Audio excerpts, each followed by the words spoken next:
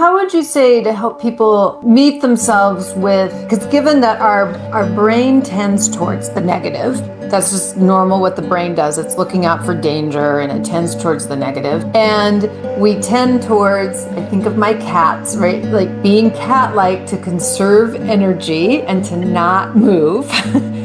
So how do we pair knowing that this is what the brain and body's tendency is to do with listening to what our body needs? When do I listen to that it needs rest or it needs to switch versus it's this kind of saboteur part of me that's right. I understand what you're saying. Yeah, and I feel like that is different for everybody because I think that's a hard question to answer, but Welcome to the Mindfulness in Motion podcast, the show that helps you move beyond the checklist of life and into a world of joy and meaning and discovery. I am your host, Cori Myka, and I'm excited to have our listeners here with us today.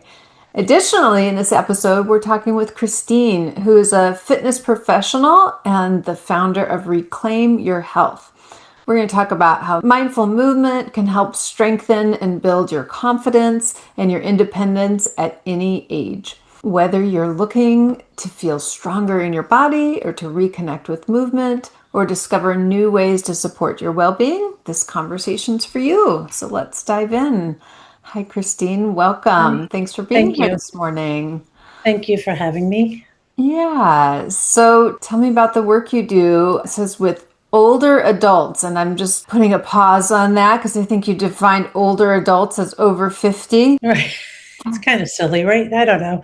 I still don't consider myself an older adult, but That's why I sort of pause on that. I'm in the it's over like 50 crowd, but I know chronologically, I think I looked it up once not too long ago, like I don't know if I looked up older adult or what elderly is considered. And I think it said 65 plus.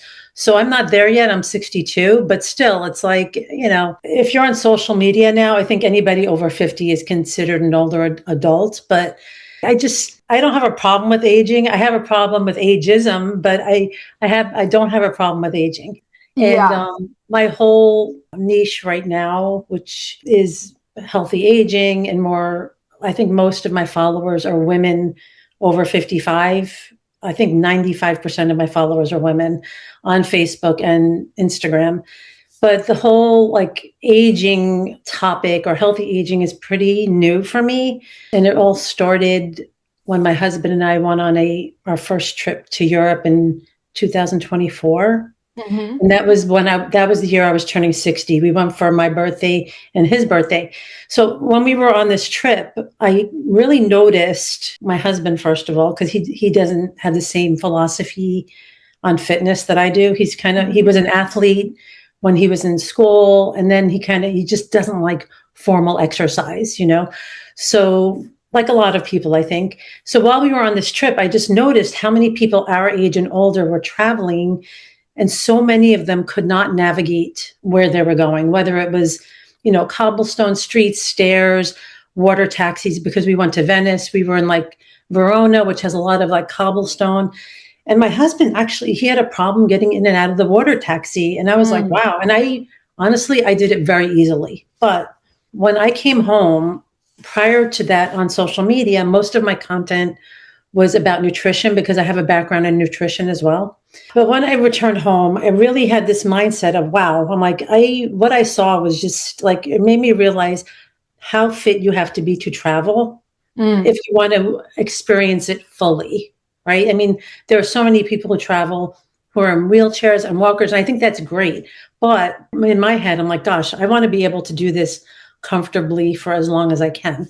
So the first thing I did when I got back was I started posting about balance, just simple balance exercises. I did a 7-day balance series and it just took off. And I'm like, wow. And people were messaging me I need this. And I just didn't even realize that I was tapping into a niche until I did that, which was very organic because it is something I experienced, I witnessed. And I thought, wow, people need help with this. So let me take my fitness experience and kind of focus it on there. And that's what kind of 2 years later led to just very focused on balance, functional movement, strength, a combination of different movements and accessibility to everybody, because I do a lot of progressions. So like start here, go here. That's something I feel very strongly about too. If you see something and you're like, I can't do that, I'm like, you can, because there's always a way to regress something. And that's not a negative at all. So that's kind of what got me to where I am now. And I also became a trainer late in life. I was 50. It was like right before my 50th birthday. I got certified as a personal trainer. And then 2 years later, I got certified as a functional nutritional therapy practitioner. So I kind of focused on nutrition for a while. And then when COVID hit and the lockdowns came, that kind of changed everything. And that's when I started focusing on social media more. And that started the whole process. So I've been on social media, before it started growing, about 4 years prior to that, plodding along, like just posting and posting. So yeah, so that's kind of like the progression of what happened and how I ended up here. Didn't expect that, just kind of happened, Yeah. Well, as you're talking, what is occurring to me, I'm thinking about, so, we're about this mindfulness in motion, right? And our first piece of our conversation was about what does it mean to be older? Are we older adults at 50? And how much of that is a mindset? But then when you talk about the travel and people then saying, wow, I need this with the balance, I wonder if some of the, just kind of going off my own experience, even this, what makes up quote unquote older is an acceleration of our losing some of our physical capacities. When we're under a certain age, I think we kind of take for granted. I mean, let's just say birth to somewhere in your mid-20s, you're perpetually, without even doing anything, getting stronger and more coordinated. You're not necessarily have to actively pursue that, although you can. Obviously, people do. And then I think there's a zone where it sort of holds its own without much effort. Again, some people put more effort into it and have, particular results. But there definitely seems to be there's some tipping point where I know I watched my kids. I was like, they just keep getting stronger and do nothing. I keep working out and get weaker. What is going on here? Like there seems to be some tipping point, and I'm noticing like it's happening faster. And I can see, at some point people are like, wait a second, how did I suddenly I can't balance? Like, how did that become a thing? Yeah, and it's not only, like I spoke with somebody yesterday who said she works out all of the time. She's strength trained, she does Pilates, but she said her balance wasn't that great. And I think people assume that if, they're like, even for me, like I've been working out most of my life, but when I started more specific balance exercises, it's just different because you're challenging your brain. You're practicing a movement that requires your brain to learn something new, just like anything. So it is a new pattern for your body and your brain to learn together. So yeah, that's why she was interested in balance, because she's like, yeah, I do all this, but then I realized like I can't stand on one leg very long. Something like that's not that uncommon. And yes, like you said, I think it does sneak up on us, especially if we haven't had, and I think this is something I've noticed because I've had family members who've experienced this, especially if we haven't really had any health issues in our life in general, which is great. I mean, that's great. But I think when you're kind of comfortable and haven't experienced challenges or pain, you take for granted that it's kind of always going to feel that way.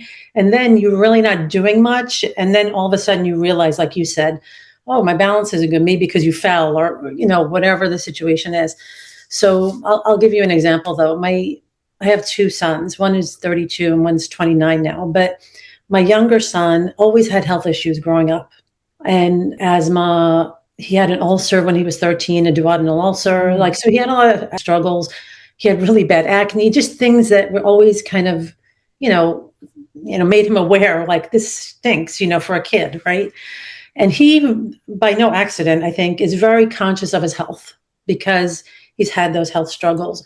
And I find that he is kind of like me. He's always trying to stay ahead of the game. And he's very conscious of his functional fitness and his health in general. I'm not saying that's 100% of the time, but I think that like my husband, who was always an athlete and always very strong, and he trained for his specific sport. But then as he got older, he just kind of stopped. And then all of a sudden has these problems with his knee, this, that. So I think there is somewhat of a pattern I see with that. And then there's people in between, who we're all at some point going to have some kind of challenges as we get older. So it's not to say that working out consistently and doing balance is going to make you bulletproof, but it definitely sways the odds in your favor.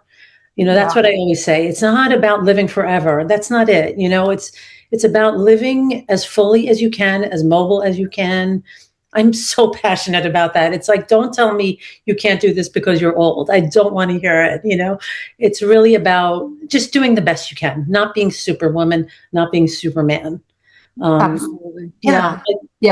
We had a gal come in to swim yesterday. She's had a hip replacement recently. And, she was like feeling a little blue, but she showed up, right? She had no idea how much she was going to swim or what she was going to do, but she's like, I'm here, right? And we know I'm going to feel better because I'm here. I'm showing up for myself. Is my hip going to be perfect when I get done? Am I going to be fully out of this funky mental state that I'm in after?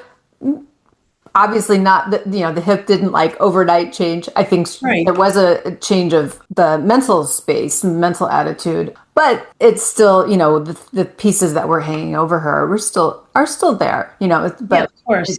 That's moved the needle in another direction. Right. And that kudos to her for showing up. Cause a lot of people don't, they let it take over them, that pain. Like my husband had a knee replacement in November.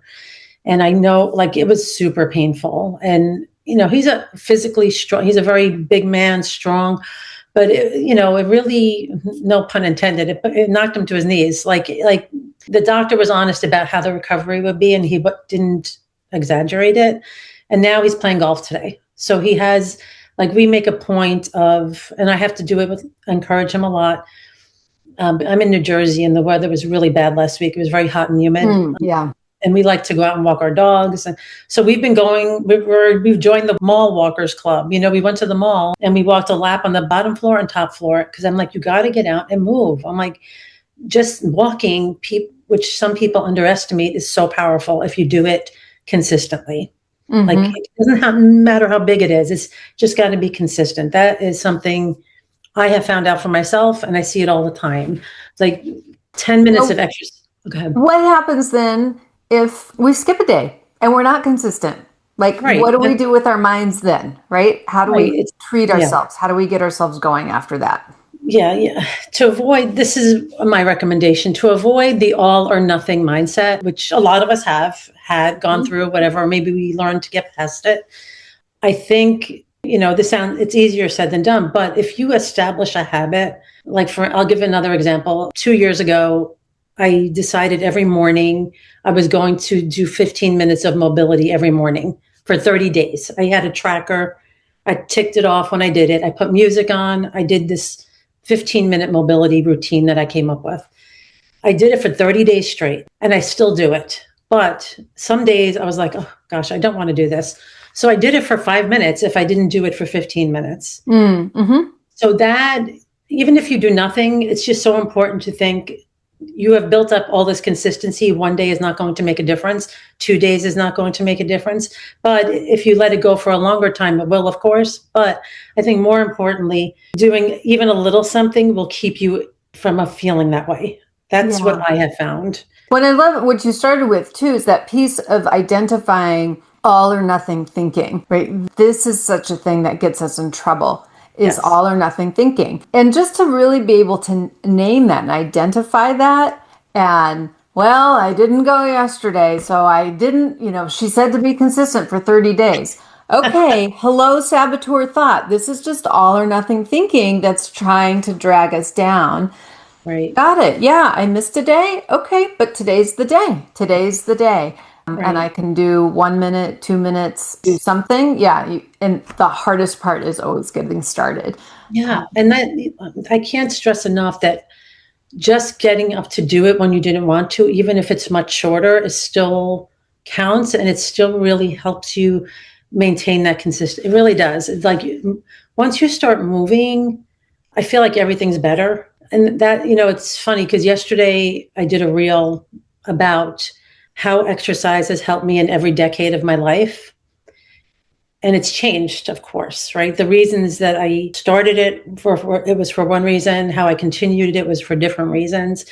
And I think that's another thing that we have to be able to, no matter what age we are, not just as we get older, we have to be able, if it's a priority for us, to pivot and change things up when we need to.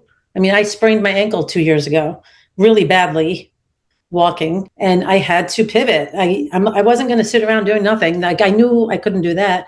So I modified everything I did. I did a lot of upper body. I did ankle exercises. So there's always going to be something that gets in the way of our plans. So you might be on a really good streak for a long time in a routine, but more than likely something's going to interrupt that. So, when I started working out, I was 17, and this was when was that? I was born in 64, so like the 80s. And I started strength training in my little room. I lived in Brooklyn, New York. I had a bedroom, and I got a weight bench, and I got weights, and I was reading Muscle and Fitness magazine. But the main reason I started doing it is because I really suffered with anxiety and depression, and it really helped me get through that. I really feel like exercise saved me so many times from just going into a deeper hole. And that's where the joy part comes into me. To me, there's nothing like movement to change your mood. Nothing. Getting out, whatever it is, like, it doesn't have to be outside, but that's even better. And as I get older, I see that more. And I tell everybody that, like, just if you're feeling bad, just get up from where you are, go outside, walk, whatever it is. It's so powerful. And I have found that movement has been a constant thread through my life.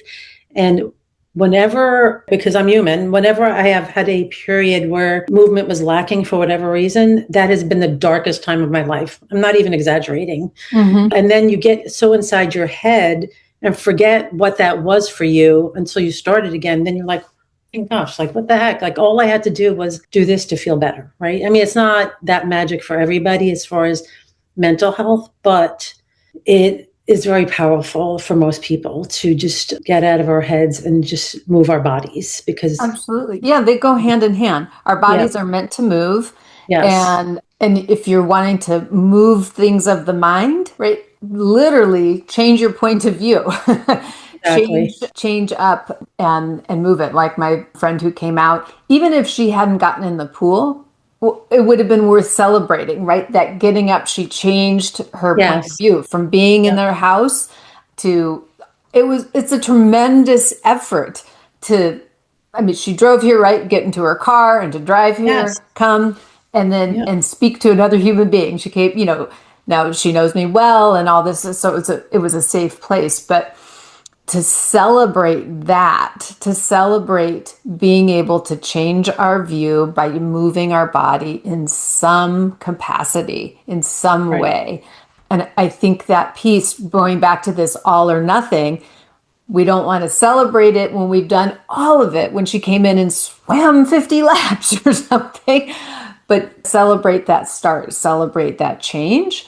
And that will, like you say, have that joy then. And we're allowed to feel joy in the small pieces, in the small parts, because it's that snowball effect.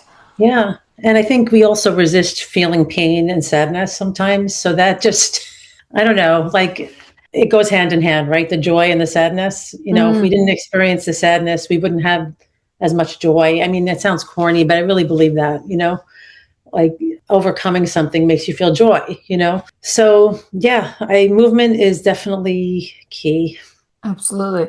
So tell us more about one of the things that I also find pivotal for people for their mindfulness and motion is this breaking things down into smaller steps. And you had mentioned that earlier. So how is it that you go about helping people break something down into smaller steps in a way that helps them feel like they're still moving forward and that it's capacity building? How do you balance this, like the actual physical part of breaking it down and the mental part that needs to go with that? Yeah. I mean, a lot of, because social media is so in our face nowadays, I think, especially for women over 50, say, right? Or postmenopausal women, menopausal women, what I see a lot of is, lift heavy and do this and I see that all the time. Maybe that's my algorithm because I'm in fitness. But when I post certain videos, people will say to me, I'm so sick of seeing this and I'm so happy you did it this way. So like, for instance, as menopausal and postmenopausal women, they tell us to lift very heavy for stronger bones, right? And yeah, I know that's true. That is true.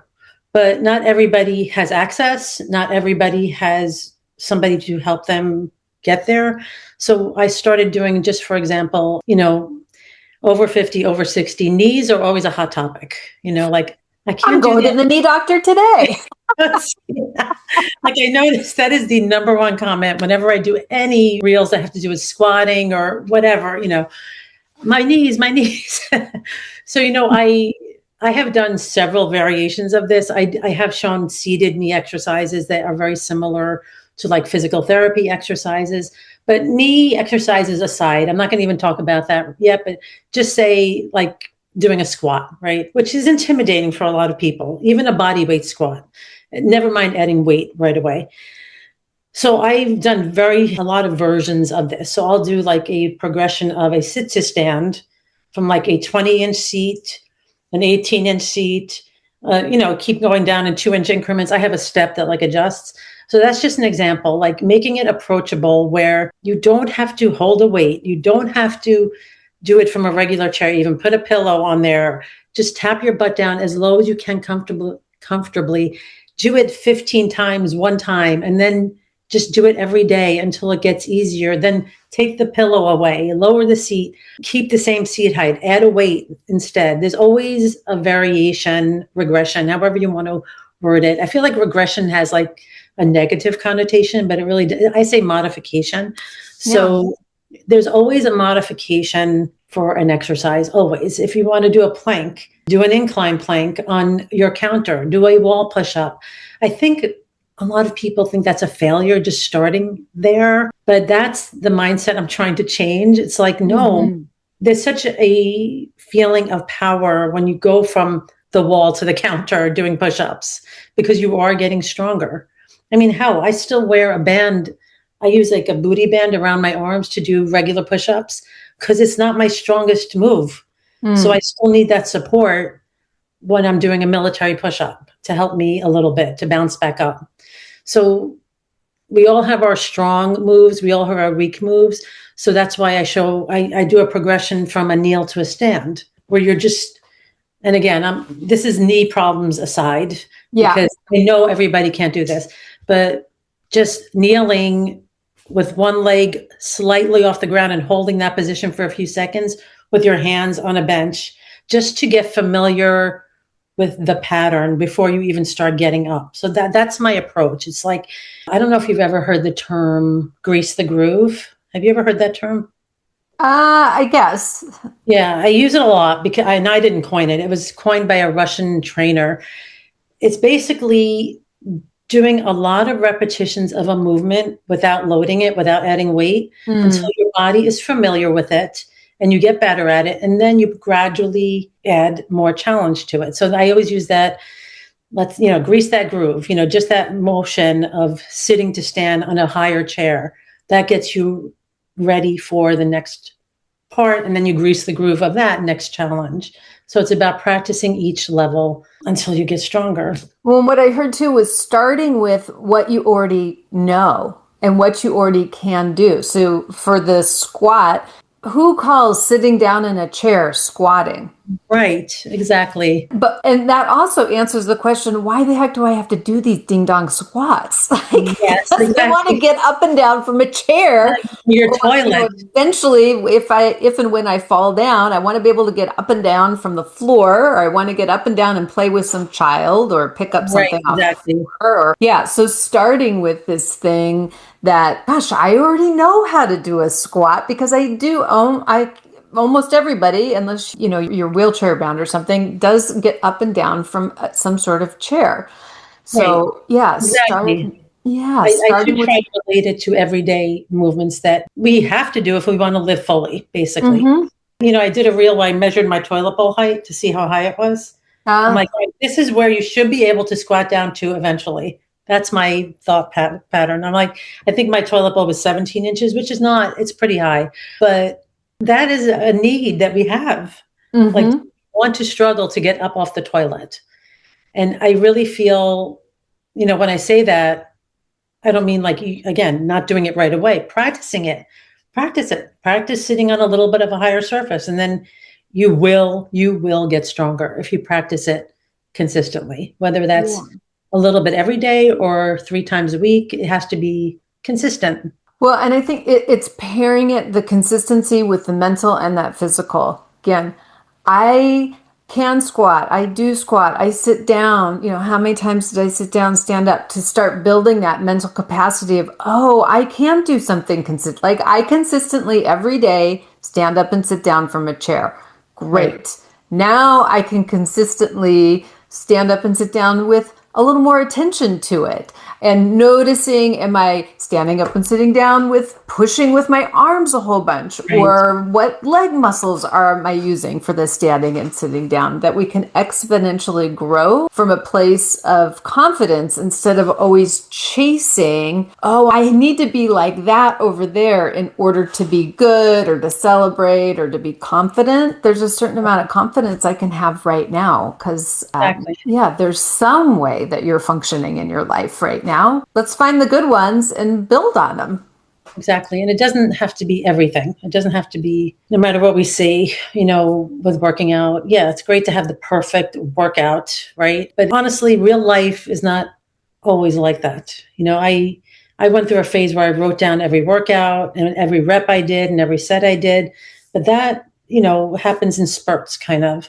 And then, the other day I had my stepper out and I just was busy, and I tend to, how time goes by when you're sitting at your computer. Mm-hmm. I just got up and I started stepping for like 15 minutes. And then I walked around my house in between just and I got my heart rate up, and I'm like, wow, I felt like I accomplished something.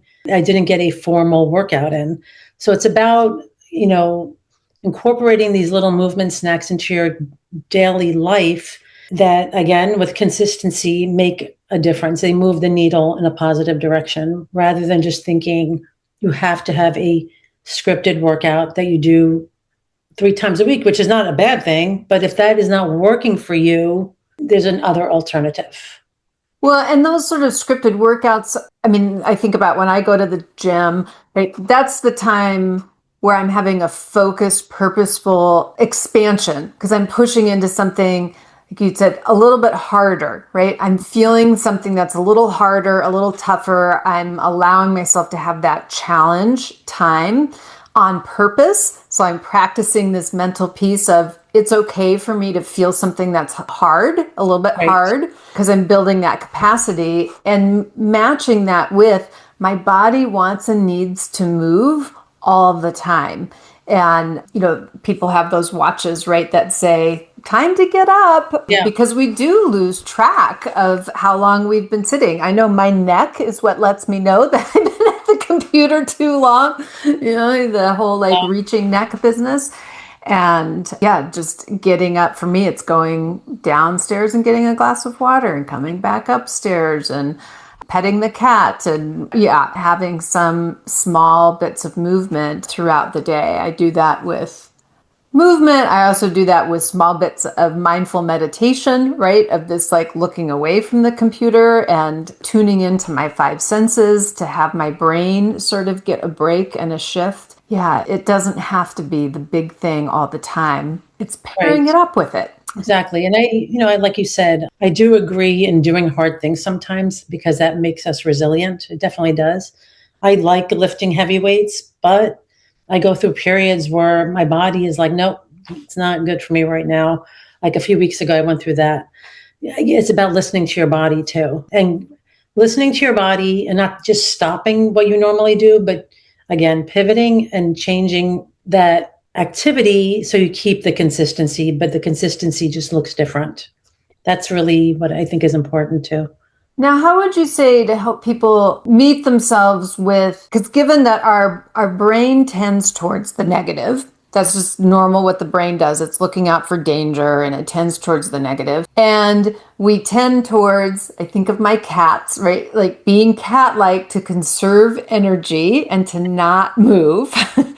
So how do we pair knowing that this is what the brain and body's tendency is to do with listening to what our body needs?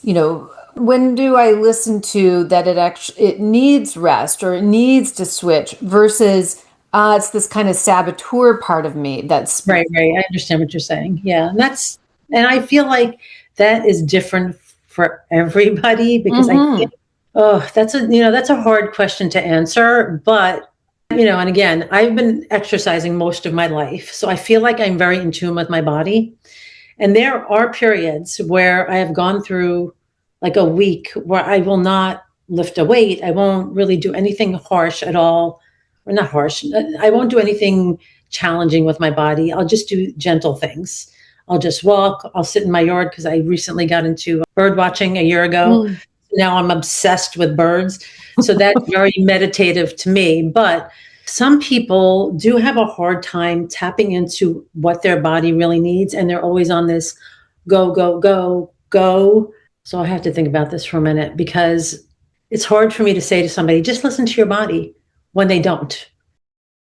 It's hard for me to say to somebody who's a type A to don't do that workout that you have been doing for 5 years, 3 times a week because your body needs it and your shoulder hurts, whatever the reason, whatever it is. And I've seen that happen often where you ignore your pain and just go through the workout anyway. Oh, you're stumping me because I want to have amazing answer for you because it's so different for everybody. Well, and maybe that's really it, is allowing ourselves to have the question right. and to sit with honest curiosity with ourselves. Yes. And different people are going to come up with different answers at different times. And it probably is around noticing when we're in judgment of what the answer is versus being in curiosity.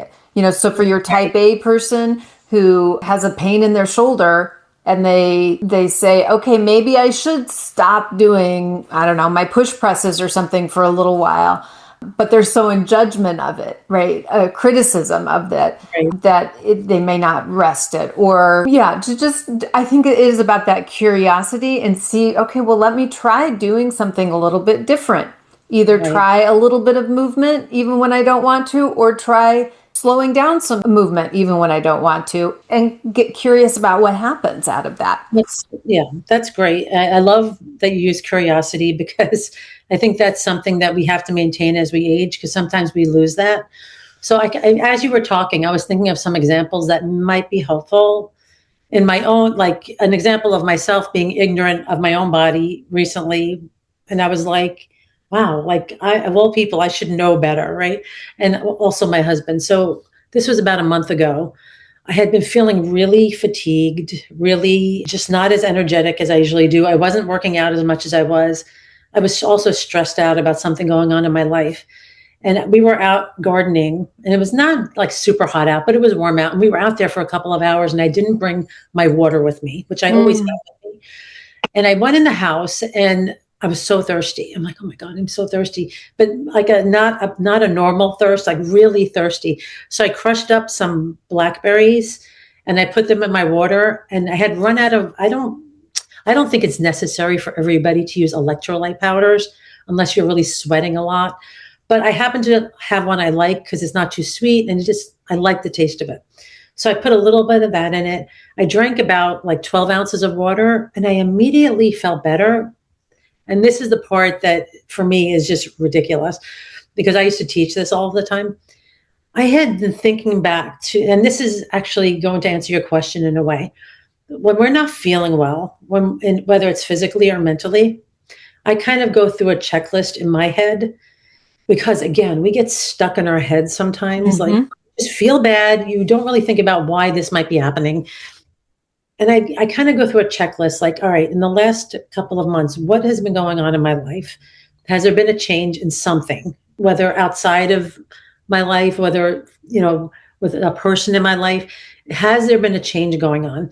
And almost 9 times out of 10, when I think back like I did this day, I'm like, wow, I have not been drinking a lot of water. Like I just wasn't, because I was busy, mindlessly busy, because it was a work project. I was not following my normal routine. So that when I started drinking that water and like half an hour later, I felt so much better than I had been for like a week or two. I'm like, could it have been that I was like dehydrated and I didn't even realize it?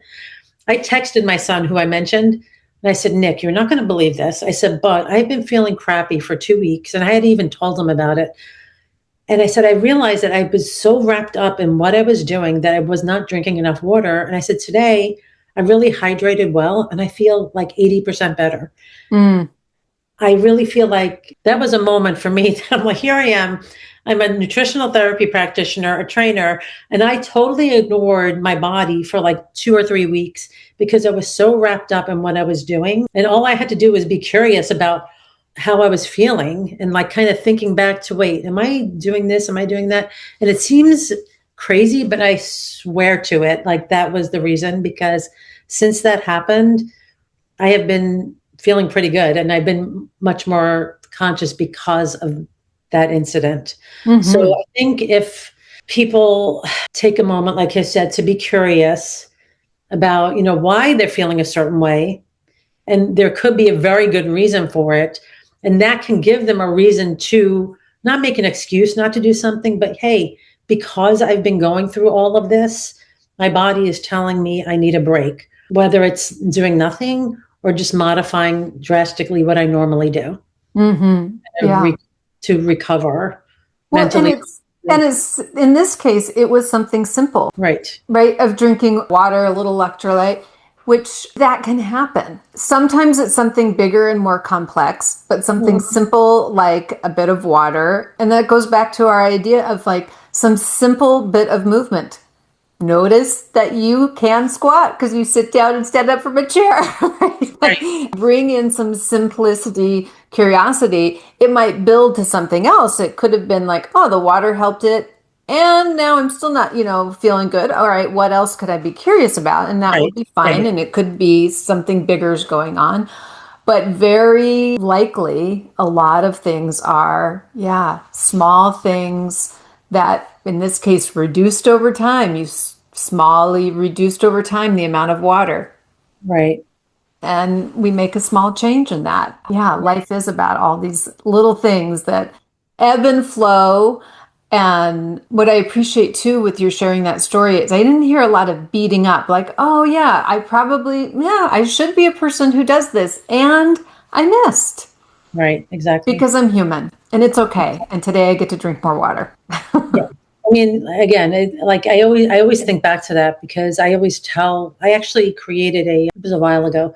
I created like a checklist for when you're not feeling well, not to tell people like, don't go to the doctor, but it's more of like, do this, even if you do go to the doctor, like what has changed in your life in the last 6 months or 3 months that could cause you to be feeling the way you're feeling. Mm-hmm. It could be anything. I had a whole slew of questions. So I kind of try to remind myself when I'm not feeling well to go through that mental checklist of, all right, why am I not feeling motivated? Why am I feeling fatigued? Whatever it is. Mm-hmm. And I find it helpful to do that, to pinpoint. And like you said, not be hard on yourself, but to give yourself some grace and modify when you need to. I mean, I don't care how perfect social media people are, like we're all the same. We are. Yeah. Well, speaking of social media, it sounds like that's the best place for people to find you. Tell us where they can find you. And so on Instagram, it's Reclaim Your Health spelled out with _ after it.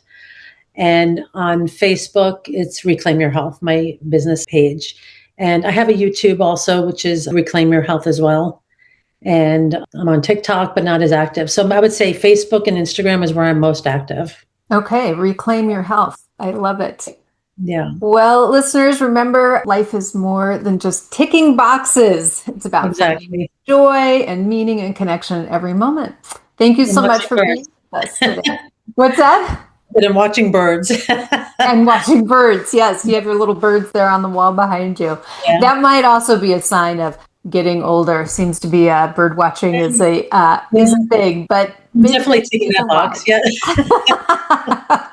Okay. Thank you so much, Cori. Thank you so much for being here today. And yes, we will put the links for everything. Okay. Great. Okay.